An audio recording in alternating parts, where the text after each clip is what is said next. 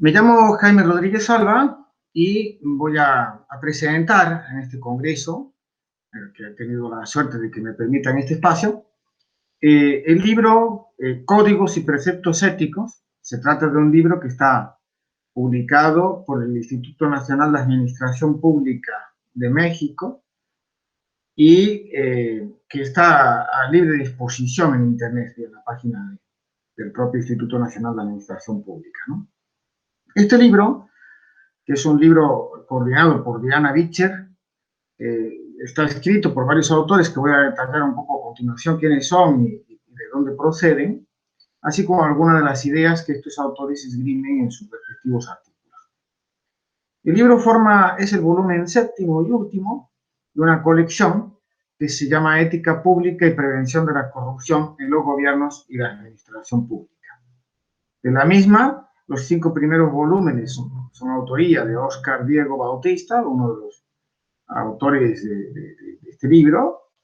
El volumen sexto está coordinado por Óscar Diego y Aníbal Hernández Mendoza, aborda la construcción, se titula Elementos para la edificación de un buen gobierno, y el volumen séptimo de esta colección es precisamente el libro que hoy presentamos. Los autores que escriben en esta obra son los siguientes: Carlos Reta, que es el expresidente hasta hace unos meses, ahora ya no es, del Instituto Nacional de Administración Pública de México; Carles Ramió, que es catedrático de Ciencia Política en la Universidad Pompeu Fabra de España, de Cataluña; Diana Bicher, que es profesora e investigadora en el Instituto Nacional de Administración Pública de México, como también lo es Iván Lazcano; Óscar Diego Bautista, que es investigador de la Universidad Autónoma del Estado de México; y yo mismo, Jaime Rodríguez Alba, que soy profesor y director de la licenciatura en Administración Pública en la Universidad Siglo XXI, y también hago investigación en la Universidad Nacional de Córdoba, en Argentina. El trabajo de Carlos Reta se titula Notas sobre la corrupción y ética, una perspectiva desde la administración pública. Es un trabajo introductorio de tipo genérico en el que se exploran pues algunas definiciones de la corrupción y se pone especialmente énfasis en entender algo que desde el punto de vista de el trabajo sobre la corrupción actualmente está bastante aceptado, que es la idea de que para abordar la corrupción hay que desarrollar una perspectiva integral. Y en el caso del trabajo de Carlos Reta se centra, por ejemplo, en estudiar cómo también forma parte de la corrupción, no solo la corrupción pública, sino la corrupción en el sector privado. Es un trabajo en el que repasa algunas de las medidas convencionales de combate a la corrupción, como son el establecimiento de adecuados, independientes, funcionales y con recursos, órganos de vigilancia y control, pero también la socialización a través de imperativos morales a los servidores públicos,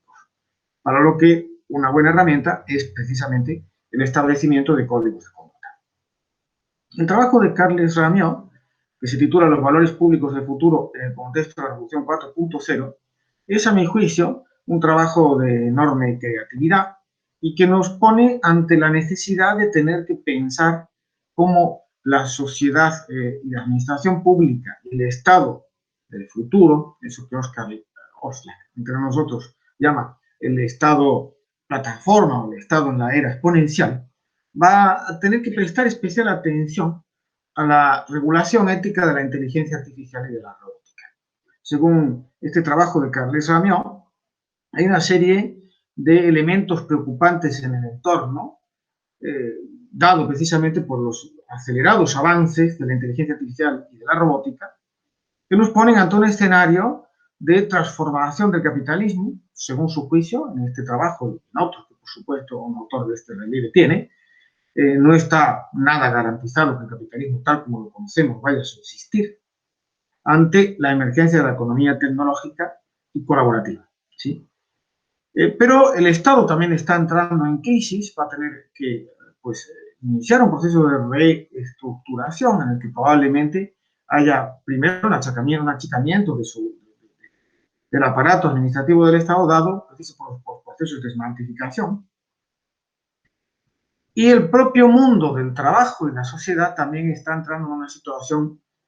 peligrosa. Según Carles Ramió, ¿sí? esto es un escenario que nos pone ante tres grandes retos. Primero, orientar hacia el bien común la producción tecnológica, la inteligencia artificial y la robótica, regularla para que no sea un obstáculo para el desarrollo de las sociedades, evitar los estados sociales de pánico que puede inducir este cambio tecnológico acelerado. Cuando yo leía este trabajo pensaba, por ejemplo, en la obra clásica ya de Émile Durkheim, que puso en el conocimiento de cómo las sociedades, con los procesos tecnológicos de desarrollo tecnológico tan acelerados, pues entran en distintas situaciones de complicación porque no evolucionan las estructuras institucionales o las propias estructuras sociales al mismo tiempo que la evolución tecnológica, y esto genera determinadas disritmias y determinados impactos problemáticos. Y en el caso de la política, como reflexiona Carles Ramió en este interesante trabajo suyo, pues avisora en el escenario la posibilidad de un incremento de los populismos y de las demagogias ante precisamente ese pánico y esa inconformidad social que están generando estos cambios. Él cree que una de las grandes apuestas del Estado futuro es precisamente la necesidad de generar una nueva cultura cívica que permita abordar estos retos, ¿no? Y para ello cree que hay que cultivar una serie de valores nuevos, algunos nuevos, otros son tradicionales, en el ámbito de la gestión pública, como es el caso de la sustentabilidad, especialmente sustentabilidad intergeneracional, la equidad de género, la centralidad de la salud, la vigilancia a la corrupción, potenciar valores institucionales, y llama la atención, por ejemplo, que entre estos valores públicos que él cree que hay que potenciar se encuentra el aprecio por una identidad digna, porque las redes amenazan esta posibilidad, el respeto a la vida privada de las personas y también la valentía, que podríamos considerarla, por ejemplo, como hace Hannah Arendt, la famosa noción del coraje cívico que los ciudadanos tienen que tener para abordar estos cambios, ¿no? En concreto, el trabajo de Carles Ramió termina o cierra señalando una serie de principios éticos que tienen que regular la inteligencia artificial y la robótica en el sector público, pero también en el privado. Estos principios, entre ellos, destacan, por ejemplo, la meritocracia, es decir, que la inteligencia artificial sea seleccionada conforme a criterios de mérito, es decir, conforme a criterios de utilidad y valor público, la eficiencia, la gobernanza robótica. No podemos, como sociedades, dejar la innovación tecnológica en manos de grandes corporaciones empresariales de tipo multinacional, salvo que nos queramos exponer a entrar en eso que algunos autores llaman los escenarios del neofeudalismo. La evaluación periódica de estas inteligencias artificiales y de la robótica, principios de publicidad relativos a cómo se diseñan pues los algoritmos, etcétera, etcétera, etcétera. Condiciones de universalización de acceso a los mismos. El trabajo de Carles Ramió, a mi juicio, es un trabajo de enorme interés porque nos pone ante la necesidad de que la administración pública empiece a considerar la ética o empiece a considerar desde un punto de vista ético la necesidad de modernizarse, que no sea solo una cuestión estrictamente tecnológica. El trabajo de Anna Beecher, que se titula Utilidad y potencial de la ética y los códigos de ética para incorporar valores en los servidores públicos, realiza un relevamiento de las distintas posturas que hubo desde el punto de vista de los teóricos de la administración pública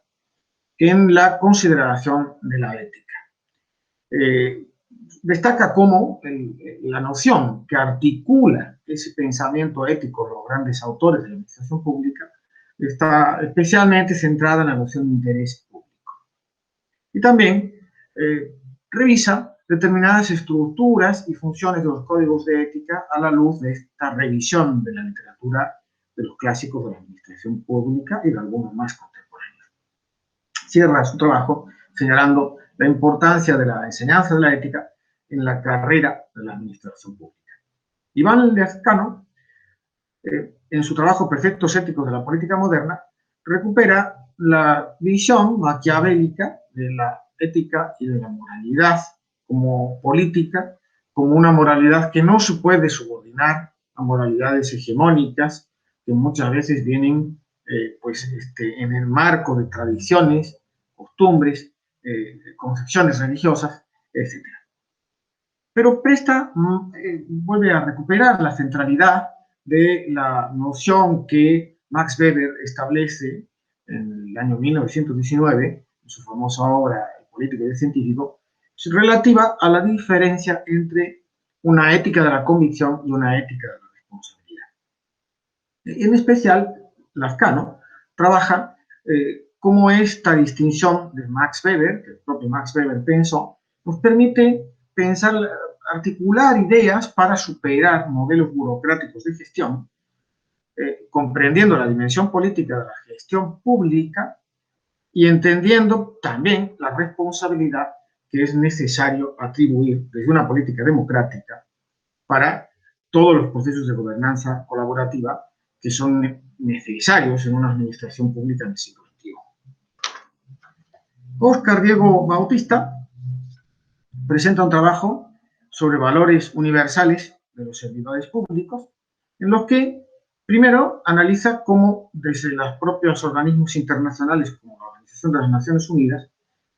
se contempla la idea de que la corrupción es un fenómeno global que tiene diversas dimensiones, según las diversas tradiciones institucionales, etcétera, de los países. Pero cuando hablamos de que la corrupción es un fenómeno global, estamos refiriéndonos a algo que, por ejemplo, Delia Fernández Rubio, la actual presidenta de Transparencia Internacional, ha señalado con claridad y que los diversos casos de corrupción que uno puede analizar ponen de manifiesto el hecho de que hay un entramado de redes financieras globales y de paraísos fiscales que son una pieza clave para la existencia de la corrupción. Dicho rápidamente, las prácticas corruptas que conducen a la sustracción de fondos y recursos públicos terminan en manos privadas y todo esto está auspiciado por esa red malévola, ¿sí?, de sistemas financieros y paraísos fiscales que permiten ocultar esa presencia de esos fondos. En ese sentido, es claro que no hay una clara actitud de las instituciones globales, ni hay tampoco una clara actitud de los estados más poderosos del mundo en un combate firme a la corrupción, ¿sí?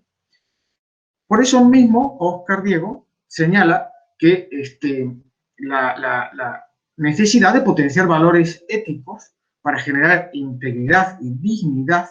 en los servidores públicos y especialmente en los funcionarios políticos, que son los responsables de establecer las directrices en todas las políticas de combate a la corrupción y de fomento de la integridad.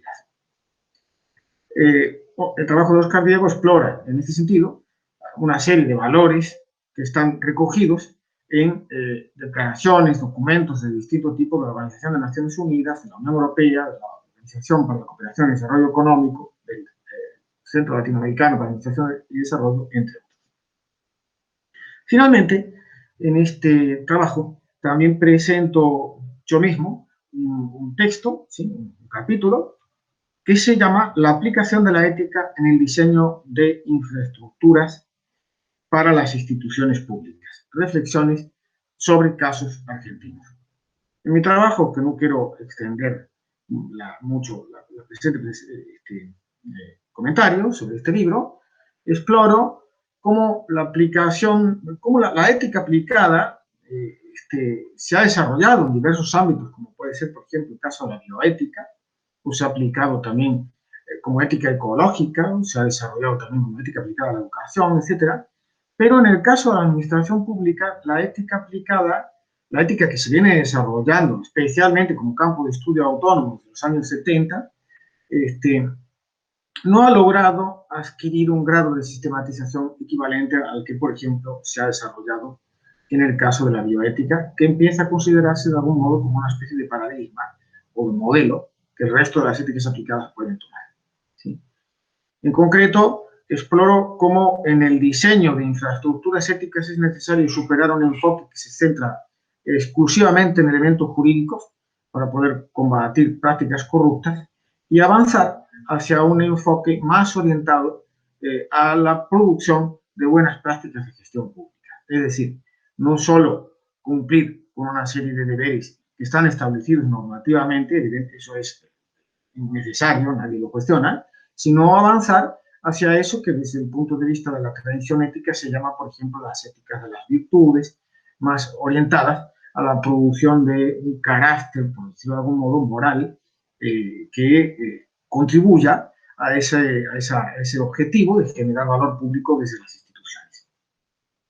En concreto, mi trabajo, aparte de repasar algunas características que tiene que tener la reflexión ética, en especial entendida como una herramienta valiosa para tematizar los conflictos. Y cuando hablamos de conflictos, hablamos, por supuesto, de los conflictos de interés, pero hablamos de otro tipo de conflictos que inevitablemente están en el mundo de la política e inevitablemente están en el mundo de las organizaciones públicas, porque las organizaciones públicas también entran, también por el propio diseño, muchas veces inadecuado, otras veces pues, de manera poco planificada, de los sistemas de incentivos y de los sistemas de organización de esas estructuras, pues generan conflictos entre diversas áreas de esas instituciones, por ejemplo, o entre distintas instituciones públicas, o entre esas instituciones del medio social, o entre generaciones de personas que trabajan en esas instituciones, etcétera, etcétera. El conflicto, por lo tanto, es inevitable en general, y en las organizaciones públicas, en la dinámica de las organizaciones públicas, está presente. En este trabajo exploro, pues, cómo detrás de los diseños de ética, como puede ser la Ley Nacional de Ética Pública, existen, recuperando algunos de los debates legislativos y en el Senado, cuando se aprobó la Ley de Ética, determinados diseños institucionales que en sí comportan determinada concepción de los valores públicos y de los deberes y de las virtudes que tienen que pues, orientar la conducta de los servidores públicos. También se explora cómo no poseer o no establecer un adecuado cauce de interacción entre los distintos elementos de reflexión ética conduce no solo a esta juridización de la ética, que es un error, porque, dicho rápidamente, la ética no tiene que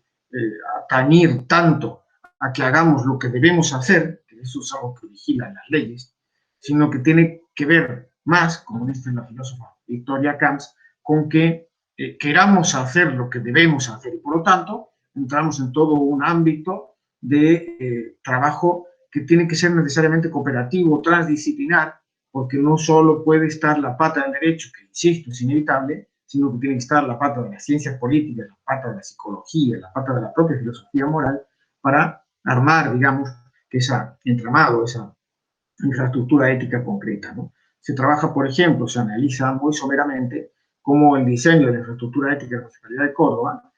pues está sesgado por esa visión juridicista y además con un trabajo muy inadecuado de fundamentación del Código de Ética Municipal, que es una enumeración de valores que no tienen una lógica interna y además carece de un órgano de vigilancia de aplicación. Todas estas dificultades en el diseño de infraestructuras éticas